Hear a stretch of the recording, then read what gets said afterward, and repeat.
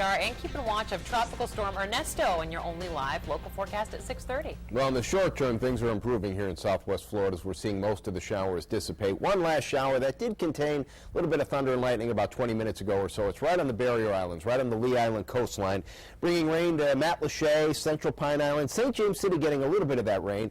This one should rain itself out in the next 45 minutes as it's moving very, very slowly. But Sanibel and Captiva, some rain possibly for you in the next 15 to 20 minutes or so, and then some light rain in inland Lee County. We'll take a closer look at this one.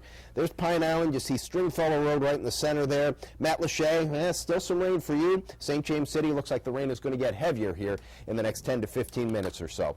All right, we're tracking Ernesto, which is over 1,400 miles away from Southwest Florida. Look at it very closely on the satellite view. It's getting better organized. That's what the National Hurricane Center said at 5 o'clock. And it does look better organized. Looks more symmetrical. Looks like we're seeing a few feeder bands starting to develop there. Now, officially, winds are still only at 50 miles per hour. It's moving quickly to the west at about 21 miles per hour. Forecast track keeps it in the Caribbean and may take it out into the Gulf of Mexico by the middle portion of next week. Monday, Tuesday, Wednesday, the forecast track very uncertain. Some computer models actually have it dissipating. Some keep it a little farther to the north. Some keeping it farther to the south. The official forecast track has it becoming a Category 1 hurricane sometime on Monday. So obviously this is going to be one that we watch very closely through the weekend, but it's no threat to us in the short term. There's a look at some of the spaghetti plots, some of the different computer models, some taking it into the Gulf, some keeping it farther south. We'll take a look at the different scenarios that could happen over the weekend.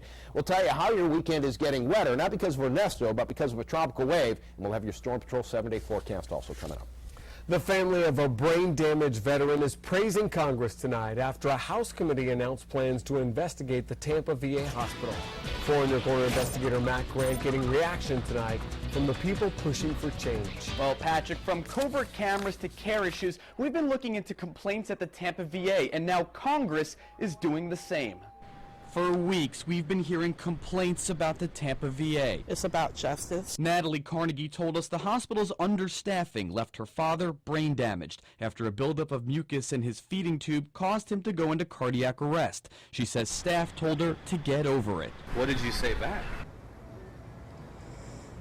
You get over it. 10 months later, the VA installed a camera hidden inside this smoke detector to covertly monitor Carnegie's condition. She says it was done without her permission or knowledge. It's just disgusting. We've also been hearing complaints about dirty conditions and substandard care from Marine Nick Battles and Staff Sergeant Alex Dillman, who's recovering from an IED attack. If you're injured, you're promised to be, the best care, and I don't think that's what we're getting here. Dillman says the hospital accidentally left stitches in him and says catheter bags have been dumped in his trash can, causing urine to spill on his floor. I'm more than dumbfounded with what's taking place at Haley. I can promise you that there has been a very robust investigation that has started. On Thursday, Florida Representative Jeff Miller announced Congress is investigating complaints against the VA, including their use of covert cameras. I can't imagine why a covert camera would need to be put in place in any patient's room. I'm thrilled. I would love to have a congressional hearing on not just the Tampa VA, but all the VAs. Dan Ashby with the National Coalition for Patriots is glad Congress is investigating.